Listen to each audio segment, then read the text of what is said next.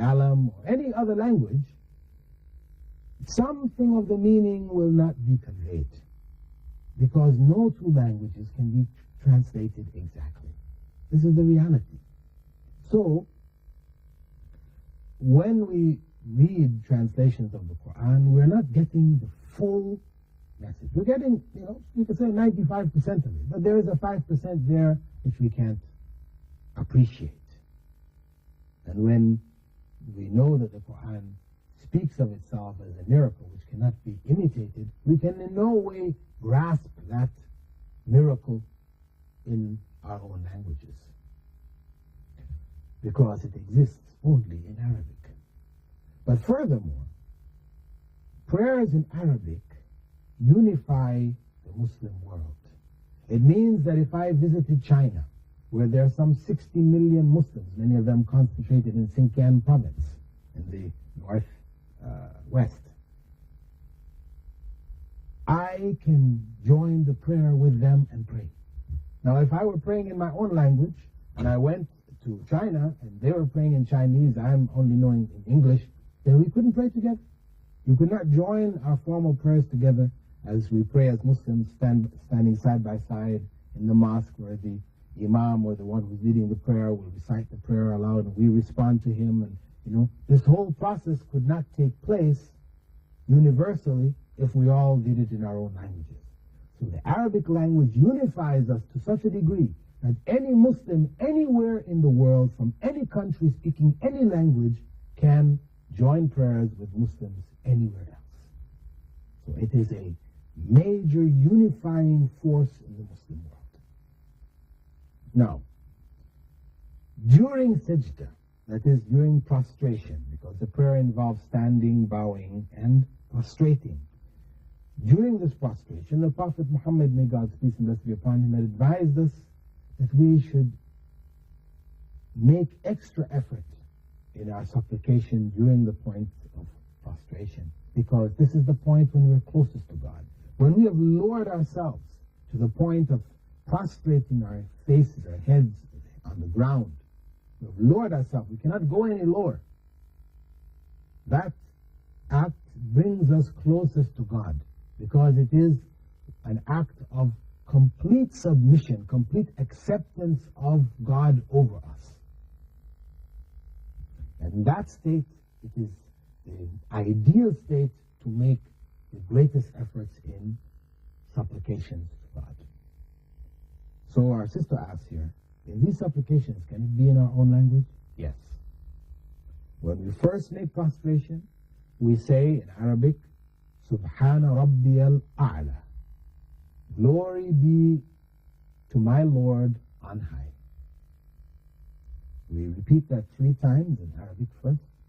Then we may say, there are other du'as or other supplications which the Prophet taught his companions, may God's peace and blessing be upon him. In Arabic, we may say that if we don't know them, we may go directly into our own languages. This is perfectly permissible.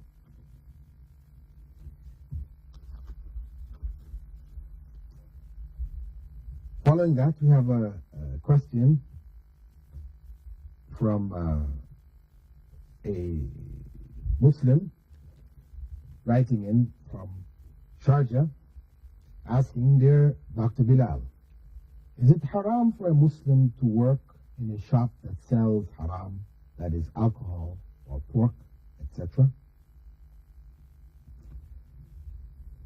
This is a question which perhaps is of importance to many of us, where in the businesses that we may be involved, there may be certain aspects of that business which is haram. We know, as a Muslim, it is forbidden for us to be involved in the sale of alcohol or pork, because alcohol has been prohibited for consumption, and similarly pork has been prohibited for consumption. So it is forbidden, particularly in the case of alcohol. The Prophet Muhammad, may God's peace and blessing be upon him, had said that Allah's curse is on the one who prepares the alcohol, one who is growing grapes with the intention of selling it to make alcohol. Everybody involved in that process, where the intent is the production and sale of alcohol, is cursed. And he included the one who serves it. That person may not be drinking it, himself or herself, but he or she is serving it. She shares in, or he shares in, the sin.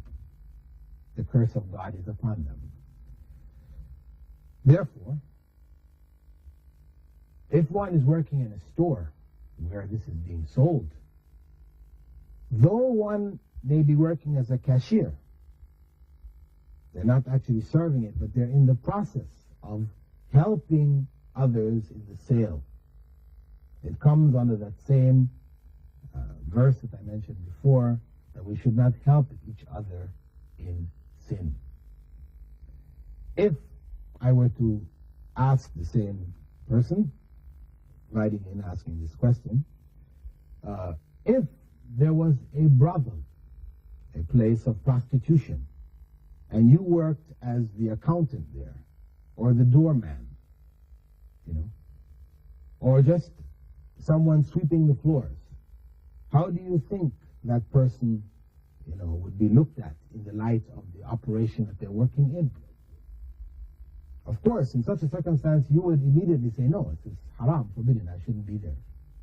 Well, this is not much different in that store or that shop has committed itself to selling these forbidden products.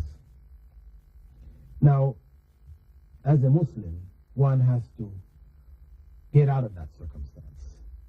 It is a forbidden circumstance. Now, your circumstances may not permit you to immediately leave, because you may be looking after family or families.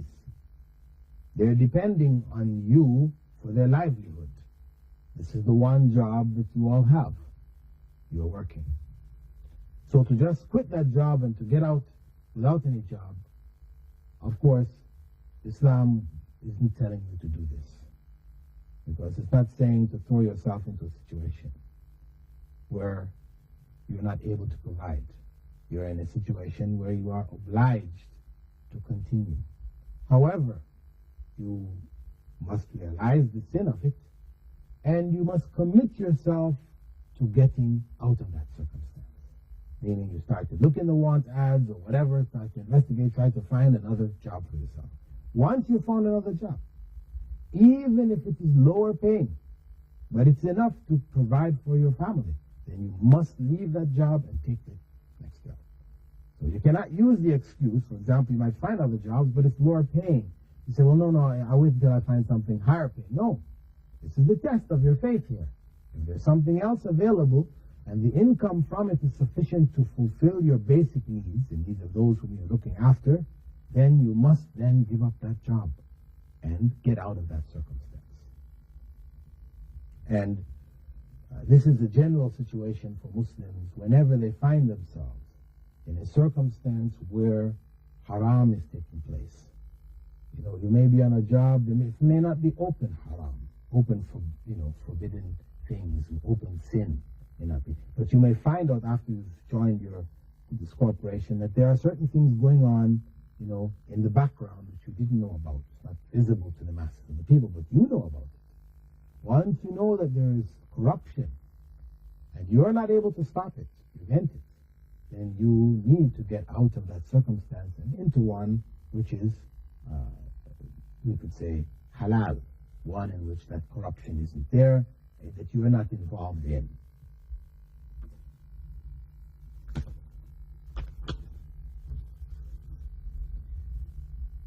Further question, short question, is being addicted, Dr. Bilal, is being addicted to something shirk, that is video games, cigarettes, etc. Being addicted to something is not necessarily shirk. You have, in a sense, submitted your will to something else.